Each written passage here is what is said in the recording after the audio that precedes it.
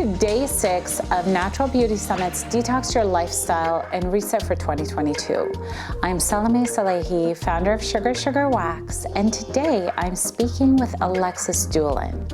As we wrap up our first week of detoxing our lives, one of the things that you might not really be thinking about so much, especially in the dead of winter, is your sunscreen. This year has been a big year for sunscreen, and so much research has been revealing toxins that we never expected to see.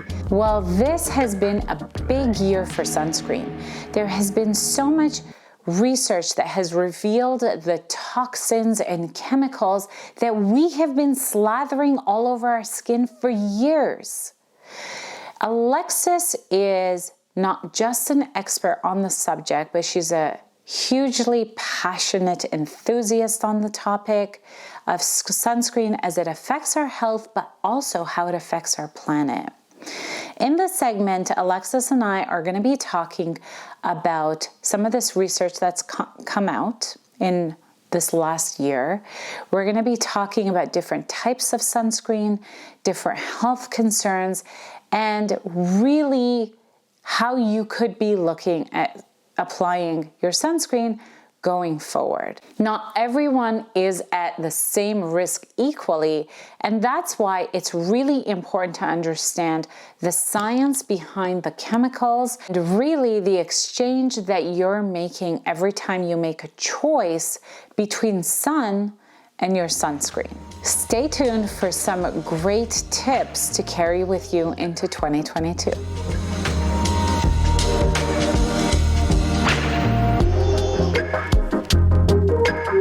Welcome to Natural Beauty Summit's Detox Your Lifestyle and Reset for 2022.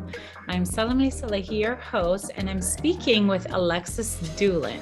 She's the Director of Education at SUR Skincare, which is one of my favorite brands. And I'm super excited to be chatting with her today about sunscreen. Hi, Alexis. How are you doing? Hi, Salome. I'm super happy to be here. I'm really excited to talk more about sunscreen and be part of this. It's an awesome opportunity. Well, this year has been kind of a big deal for sunscreen. Oh, yeah. And, there's a lot that has come out, which we're going to be talking about in terms of the FDA. Sunscreen has kind of been questionable for years, and people like you and people who are in it have known all this stuff, but the FDA really brought it to the forefront. And I think as we talk about, some of the things that we want to detox from going into the new year and, kind of having that like healthier, making better, healthier choices in our lifestyle, this is a big, big topic. Would you agree? Oh, absolutely. I mean, it's super important just because, we need to wear sunscreen to protect ourselves. And just with all the new information coming out, it's kind of, putting consumers in like a whirlwind of like what they should choose, off the shelves and everything like that. Oh my gosh, totally. Like here in California, we get a ton of sun exposure. Yeah. So like sunscreen is really a daily thing. And even in other parts where it's less sunny, it's still recommended by skincare professionals to wear sunscreen. Like every time I go for a facial, they're like, you got to wear sunscreen every day. They put that light on your face and they're like, oh, you got sun damage. So it's really important. And the truth that has been unveiled in 2021 alone has me now really questioning, should I really be wearing sunscreen at all? So I would love for you to talk about some of these like 6 common sunscreen ingredients that the FDA has now finally deemed as unsafe. Yeah. So I guess, addressing first, obviously what you said about like, should we even be wearing sunscreen? And they do. I know your body, when you're in the sun, starts to produce vitamin D, which is like, we do need that, but we get that from food too. But then when we're out in the sun, with sun rays, we get damage to our skin. It can cause premature aging, cancer, all of that. So it is still really important to put sunscreen on, even if it's just, like a 15 SPF or something like that. But yeah, so the FDA has finally come out with a list of ingredients that have been deemed unsafe over past years of trying to do research on them and trying to get sunscreen manufacturers to, look into this more. And it just hasn't happened until recently. So before getting into those different ingredients, though, I think it's important to talk about the difference between the two types of sunscreens. So there's a chemical sunscreen or a synthetic sunscreen, and then a physical sunscreen. So chemical sunscreens work by actually absorbing into your skin, and then physical sunscreen just sits on top of your skin and works as a protective barrier. Can you give us examples? Yeah. So would you mean just like a chemical sunscreen would be, any basic aerosol sunscreen that you see out there, all the big names, where then a physical sunscreen are the mineral ones. So like a zinc oxide or a titanium dioxide. Yeah. And I Yeah. think that's what I want to be hearing, because, we have a lot of these, like, I can't even say the names of a lot of these ingredients, but here I have them here. There's like Oxybenzone, which is a hormone disruptor. There's homosalate, Octanozate. Anyway, Yep. I can't. Yeah.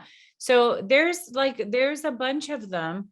And I like that you make that distinction about chemical versus physical, because not everyone knows. Like sunscreen is sunscreen. We're really looking, most of us are trained to look for that SPF number.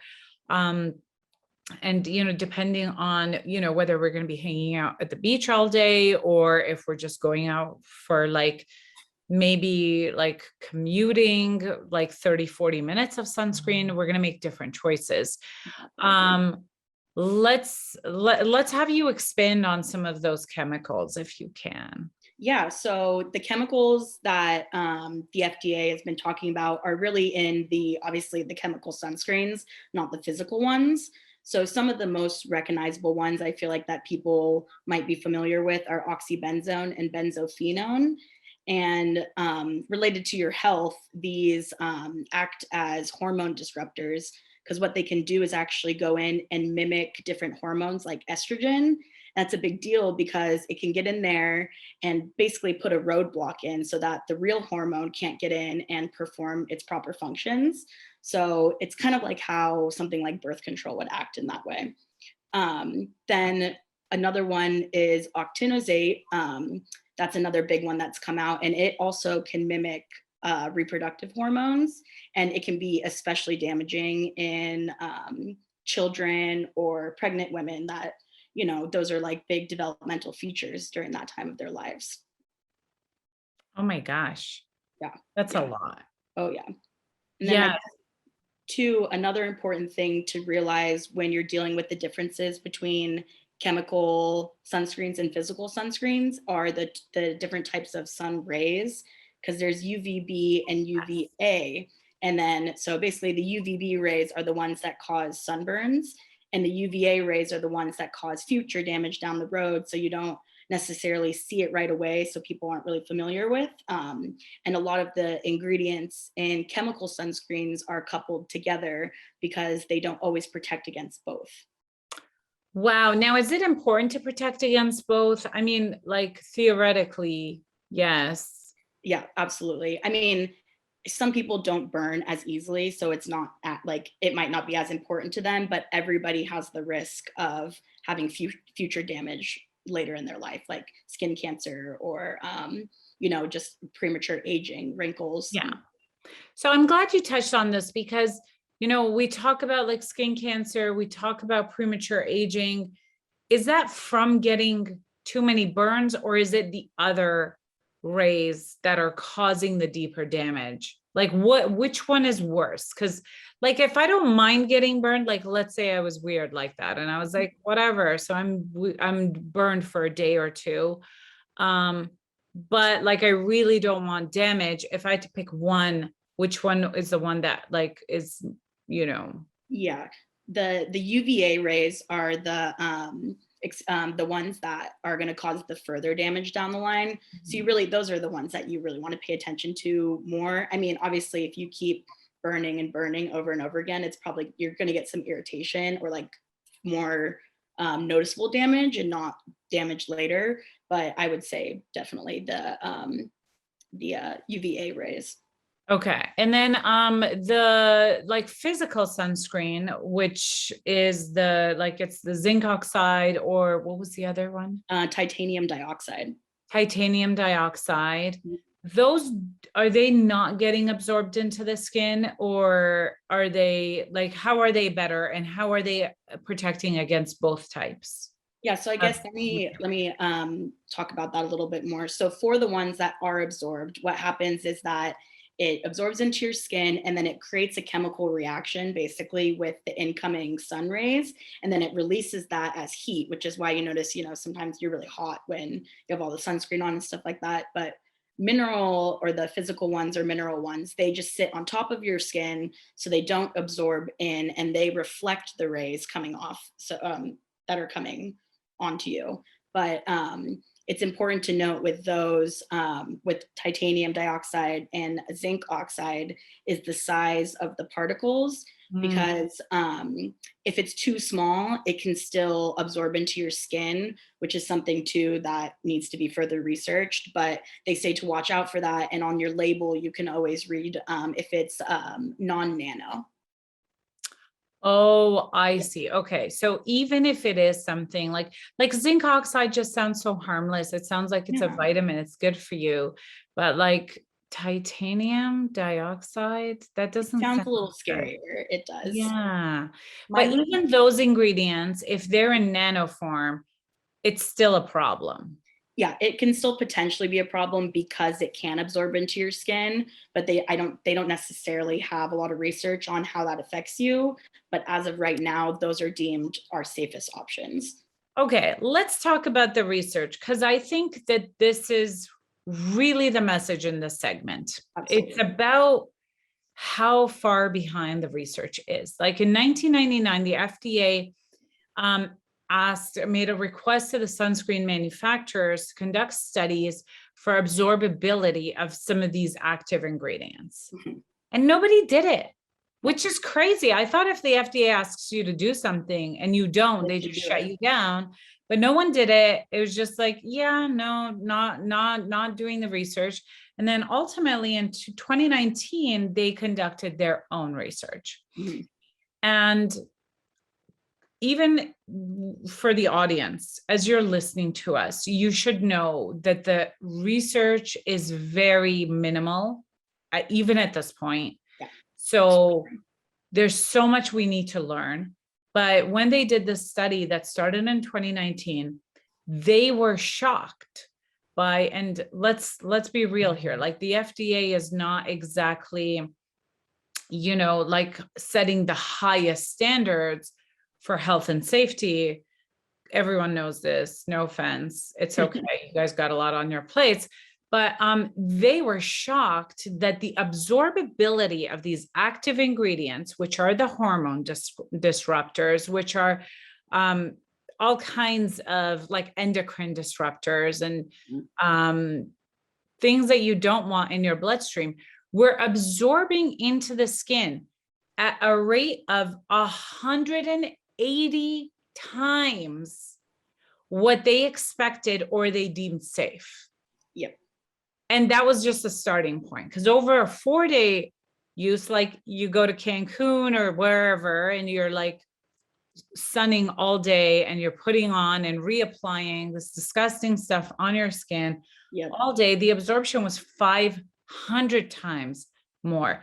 That's crazy. Yeah. I mean, for them to like get this data and then ultimately take action against it, but there's still so much that we don't know. Yeah, very much so.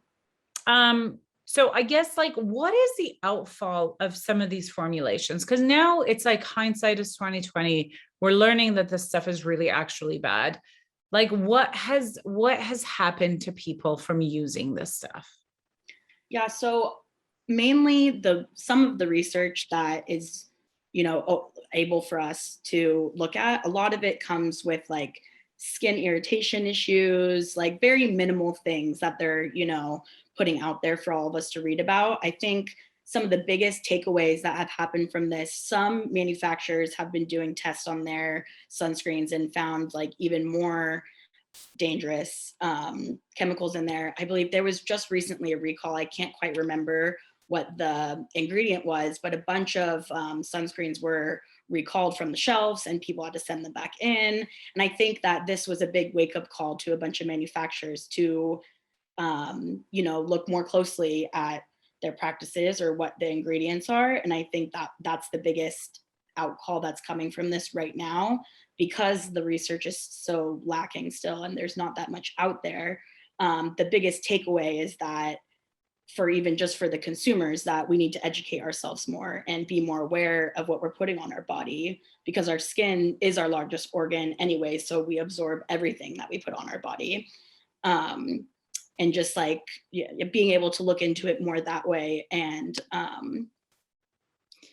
well, definitely self-education is like the whole reason why we're here and we're having this conversation. We're trying to share some of the reality that doesn't necessarily fit into a brand's marketing materials that consumers aren't being bombarded with on a daily, hourly basis. We're trying to shed some light here. But didn't the FDA, and you could totally correct me, but I have in my notes that sometime in April, the FDA or another body of research made a claim that conventional sunscreen with these ingredients, these toxic ingredients, was causing more cancer than like sun exposure would cause skin cancer. Did you hear anything about this? I think I did. I definitely think that came out with it. I haven't read that more recently, but the all of the ingredients that we mentioned earlier are all linked to potential cancer in the end, and later in your life, or like a lot of skin irritation issues, and like we talked about, endocrine disruption, hormone disruption, which leads to reproductive issues. Another big one that they also talk about is them being photoallergens or photosensitizers, which is kind of silly to me, because these sunscreens, when we put them on, after like 30 minutes of being in the sun, they start to degrade, which is like why we're using those ingredients for sunscreen when we're using them to protect against the sun. And that's why they keep telling you to reapply and reapply and reapply. And it's like, you're really, as a consumer, you're stuck between a rock and a hard place. And it's like, do I want skin cancer? Do I want to like try to avoid skin cancer, but like risk a different type of cancer because this chemical is seeping into my blood and disrupting my like natural normal function? Do you know what I mean? It's like it's a tough call to make, especially with the issue of reapplication. A lot of these, I mean, not just sunscreen, but a lot of chemicals we put from our products that we put on our bodies, they basically end up accumulating in our body, because a lot of them don't get out of our body very easily. So that's another big issue, is the accumulation of constantly reapplying things and it just building up and building up. And that's why it doesn't even lead to problems until later in your life, when that's why the research still isn't there, because we're still, living. Yeah. And it needs to be studied over a long period of time. I mean, how much of our, chemical hormone disrupting exposure can account for like some of the mental health issues that we're seeing? You know what I mean? Like these long-term links are really hard to establish in 1 or 2 year studies. Oh, exactly. But I think it's great that, like brands like yours are taking it upon themselves. You guys have done some really cool things in sunscreen. And I think, for the consumer, it's about choosing the brands that are taking it upon themselves to be conscious and be healthful about the ingredients. Now, I want to shift gears a little bit, because we're not just talking about, affecting our own personal health, even though that's hugely important. But, when you think about sunscreen use, you're putting the sunscreen on and then you're going to swim in the lake, in the ocean. What impact are some of these toxic chemical sunscreen ingredients, which are everywhere, by the way, Oh, yeah. are having on the planet? Yeah. So, I mean, like you said, the oceans and lakes, like the biggest ecosystems that are impacted from, us putting on sunscreen, hopping right into the water, even if we decide to wait, the 30 minutes that it says for us to wait before we get in the water, it can still leach off and still, like I always notice when I get into a pool or a body of water, there's like a little oil ring around me from Yeah, sunscreen. everyone's But seen that. yeah. And it's like, there's got to be something to be done about this. So I guess, I mean, for me, what I've focused a lot of my time in studying and learning about is the coral reefs. And those are like the bit that everybody knows, the biggest impacted ecosystem. It's always advertised everywhere. Girl, I don't know if everyone knows. I think we hear it and, probably to some degree believe it. Yeah. But I would love for you to just dig into that a little bit, because I don't think that most people really realize how that little bit of like chemicals that you're putting on your skin and you're in the water for like 15, 20 minutes or like 2 hours, what is that actually doing to the coral reefs? Yeah, so I guess a lot of people don't know, like, I mean, corals as those like hard rocks that build reefs. And I mean, there's many different types of corals, not just the hard rocks, but we can talk about those for a second. So they're basically inside of that rock, there is an anemone like animal that is a bunch of anemones that are connected, but it's one single animal. And what they do is they actually produce a bunch of oxygen, a lot more oxygen actually. Well, the oceans actually produce like 50 to 80% of the oxygen on Earth's atmosphere, which is wild because a lot of people think it comes from trees, but the ocean Yeah, actually produces a lot of it because there's a lot of productive ecosystems like coral reefs. I But totally thought it was trees. I yeah, didn't know that. isn't that crazy? Yeah.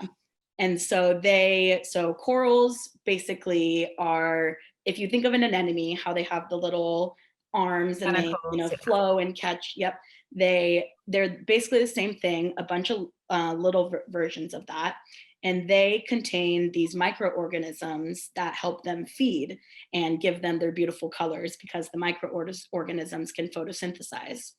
So when the water is polluted or ocean temperatures are rising, the corals, because they're very sensitive to their environment, end up expelling these microorganisms. So they're no longer able to feed. And that's the biggest issue. And if their environment doesn't change, or if they're not able to, combat this, they eventually end up dying. And, we kind of need those reefs because they not only, provide tourism to a bunch of coastal ecosystems, or I mean, with that, jobs and food, but they're also, really important to our oceans. As I said, they help produce oxygen. They serve as a home and nursery to thousands of species in the ocean. I mean, the collapse of them will just completely disrupt the food chain of the ocean, disrupt, the cycle of the ocean, everything. And our air quality, apparently. Oh yeah, our air quality too. I mean, the ocean also is it is a big carbon sink, so it takes a lot of carbon out of the atmosphere for us and stores it. And that is another reason why the temperatures are rising, because it's storing all of this carbon in there and it doesn't have anywhere to go. Damn. Yeah, yeah. Okay. And then is there anything else on the impact of sunscreen on the environment that you want to talk about before I move on? Yeah, yeah. Oh, too, I wanted to mention, so Hawaii is actually one of the leading states that is combating this issue. They've actually banned, I want to say 3 or 4. I know for sure they've banned avobenzone and octanozate, I believe. They're not allowed to sell sunscreens that contain those ingredients anymore, which is really Wow. nice because they're trying to save their reefs and trying to save they're not only their tourism, but the ecosystem as well. Yeah, that's awesome. Yeah. That's great to know. So we're gonna include these on like the names of these ingredients that you guys should be looking for when you're buying sunscreens. And getting back to kind of mineral sunscreens a little bit, because they come in so many different forms. And I think this is cool, but it's also, I personally am not educated enough about it. Yeah. And even though these minerals have sort of become like the rising stars of these findings with more conventional sunscreens, and I'm happy that there's a lot more options today than there was even like 5 years ago, right? Like I remember when my son was like one or smaller, and we were looking for clean sunscreen. It was really hard to find. And now I feel like it's a lot more accessible, a lot more readily available. So can you talk a little bit about, how we should be looking at these cleaner options, and what are some of the concerns that you have with them? Like there's mineral makeup that acts as a sunscreen. There's mineral powder sunscreens. There's mineral like creamy sunscreens. Mm-hmm. Like, are they like, what are some of the concerns that you have, or some of the concerns that people generally have with mineral sunscreens? Yeah. I mean, like we mentioned a little bit earlier, is looking at the size of the particles. So, I mean, the two main ones we talked about were zinc oxide and titanium dioxide. And when you're looking at your sunscreen label and those are the active ingredients, you just want to make sure that it's non-nano, because that means it won't be small enough to absorb into your skin. And that's the biggest main concern people have right now, is there still is like we said, there's very minimal research regarding the true safety of a lot of these ingredients, but these are the best ones right now for our health and for the environment's health. I think we're talking about it a little ideologically, because are brands even required to disclose whether they're nano or non-nano particles? I mean, technically, I would say no. That sadly, there's not a lot that brands have to disclose, but with sunscreens, they do have to disclose a little bit more, because it's considered more of like a medical use rather than just a cosmetic use. I would say for some like more makeup type ones, it's not necessarily on the same level of how much they have to disclose. But I would say for regular sunscreens, yes, they probably legally have to disclose if it's non-nano or not. Okay. I see. Okay. And non-nano is important. That's all great. But if I'm wearing sunscreen on my face, I know some makeup artists are like, don't wear sunscreen if you're going to have your makeup done, if you're going to have photos taken. I mean, not every day is a photo shoot day, unless, of course, you're potentially a millennial and you're doing like selfies all the time. Yeah. But like in terms of use, how is it like, is it really like more pasty? How do you combat that? It's a different type of experience. When you put something on your skin that just absorbs in, you don't see it anymore. No. So, but with sunscreen, you really do see it. And if you don't see it, what does that mean? Does that mean it's a bad one? I would say, well, I mean, going off of this, some of the biggest issues people have with the mineral sunscreens is that it gives you that like white kind of pasty look when it's really noticeable. But I would say, like, if you're not going to be wearing, sorry, that was a sneeze.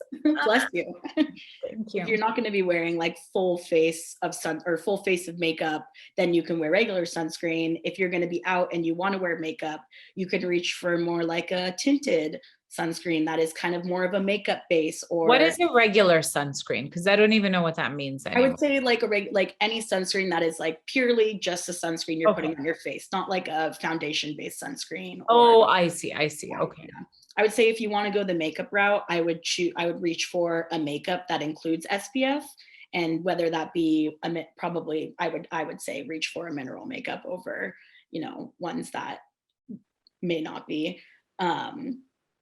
But if you're not going to be wearing makeup, I would say you can reach for a tinted mineral sunscreen, or just if you don't mind having the white pasty look, if you like that, then nobody likes to be white and pasty, but honestly, so I've tried the SUR skincare sunscreens, and Like even before we were talking about having this conversation, because that's kind of how I like to amalgamate as much as possible, like get my sunscreen and my moisturizer and my makeup all in one step.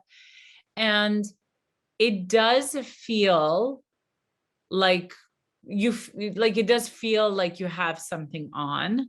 Yes, yes. But what's great about it going with the tinted route is, you can just kind of make it your makeup and it stays all day. It does. It's Like not. there is no reapplying, no touching up required. I think it lasts longer than makeup. Yeah. Well, I would say, going along that route, I mean, obviously, if it's a mineral one, it's not going to absorb into your face, which is what we want for that Yeah. because it can be dangerous.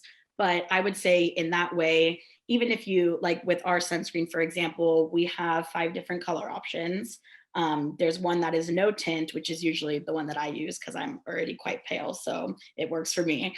But I like to use that kind of as a primer almost because it does stay on your face and I can build my makeup on top of that if I want to, and it doesn't go anywhere. Totally. And I love that you said that because yeah, when I put it on, I feel like it just really like everything is the same color Yeah. and you don't have that depth and dimension.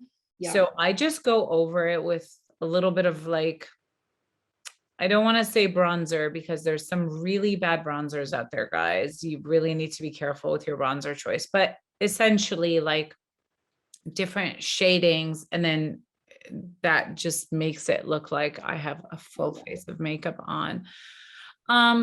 Okay, so I know I became aware of sunscreen when I had my son, because I couldn't use regular sunscreen on him. I wasn't really sure if I should be using sunscreen on him. Um, Other than babies, obviously, who are the people that really need to make this detox change in their life? Like, who are the people that are the most vulnerable or most affected by or at risk of some of these things that we're talking about? Yeah. Yeah. Well, I mean, like you said, babies and children, because they're still, in those prime years where they're still developing and any risk to their system could be, potentially very harmful later in their life or just if anything goes wrong during their development. I would say too, pregnant women, because they're also, many things are changing with their bodies. And everything, that they take in can go to the baby too. So, that's another really important group of people. And also, I would just say anybody with, extreme immunocomparability or, have already like skin issues, like if they have eczema or, they get irritated skin really easily, I would say they're people that should watch out for it too. Okay, cool.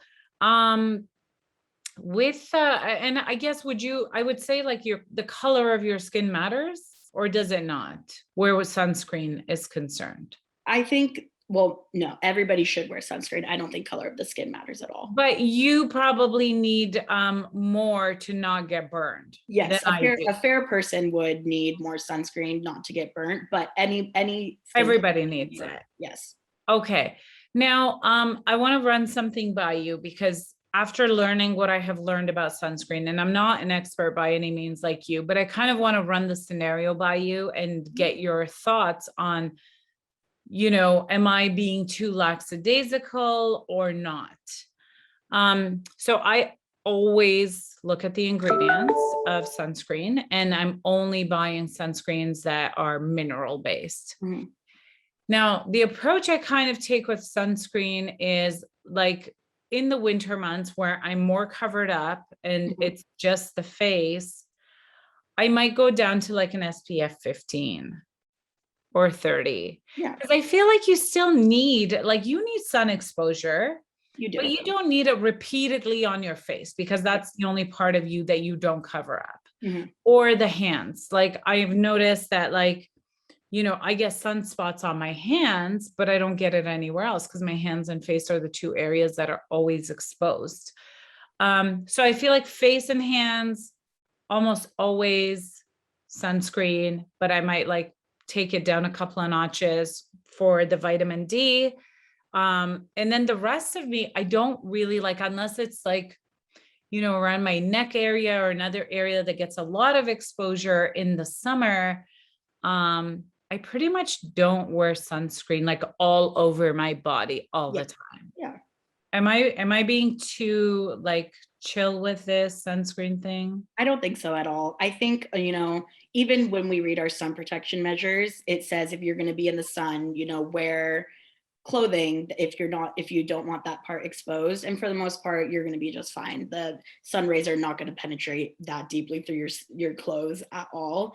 I would say too, during the winter months, especially when you lower your SPFs, that's really helpful. I mean, it'll be fine. Excuse me. They Regarding SPF, I was doing reading recently, and I was surprised to find that the range between it, they're really not that much different when it's an SPF 30 to like an SPF 90. They're all very similar in the amount that they protect, which I thought was really interesting. Then why do they get different numbers? That, I think they kind of just threw it out there to give people more options. Wow. Yeah. Wow. Okay. So, do you have any comments on like getting unprotected sun exposure? I would say, I Like, is mean, there like certain parameters, certain time limits, certain times of year, times of day that like, you're low on vitamin D, you really need to get it. The sun is a great source for it. How do you do it? I guess that's my question. yeah. I mean, I would say too, wearing sunscreen is not, you're not going to protect yourself from every sun ray. You're still going to get sun exposure, even if you're wearing sunscreen. So you're still going to get the vitamin D that you need, even if you have sunscreen on. But that said, I would say, during the summer and the spring, obviously, I mean, in California, especially, even during the fall, we have a lot of sun here, no matter Yeah. what. I mean, the hours of 10 to 2, usually that's when the sun rays are the strongest, and is when you should be protecting yourself the most. Um, and then that mainly that's what. Okay. Okay, awesome. Now, if someone in our audience is like, oh my gosh, I had no idea there's so much bad stuff in here, is there a safe way of disposing of your like conventional sunscreens? Yeah, so unfortunately, I actually just wrote a blog on this on our SUR blog, but there isn't really a best practice for that right now. What they recommend the most is to just use it up, which is unfortunately not always ideal.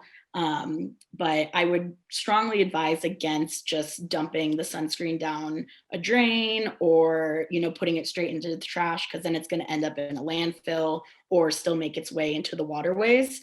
But what you can do is contact your city's local hazardous waste facility, because sometimes they will accept, old cosmetics, sunscreens, personal care, so you don't have to dump it out.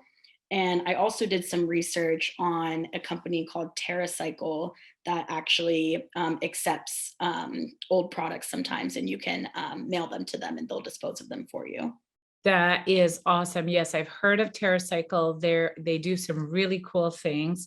Mhm. Thank you so much. Yeah. And any last words about where, I mean, I want to link your blog post because I think it's really relevant to this conversation, but any last words on where people can get better educated on their sunscreen use, maybe on your website somewhere? Yeah, definitely. I'll give you the links to our blogs. We have a few different things on sunscreens there. And two, just honestly, the environmental working group. Looking at that there, they have so much great information. We partner with them a lot. Our sunscreen actually this past year was in their summer sunscreen list. So that was really exciting for us. But they have so much information about sunscreen, and they put out a lot of good information to the public. That's awesome. Thank you so much for Thank you. thank you so much, Alexis, for shedding light on this really important topic, and contributing to the conversation, because I think we all kind of want to start off with a cleaner, healthier slate in 2022. Absolutely. Oh, well, thank you so much. I had a great time being part of it. Thank you. All right, guys, until next time.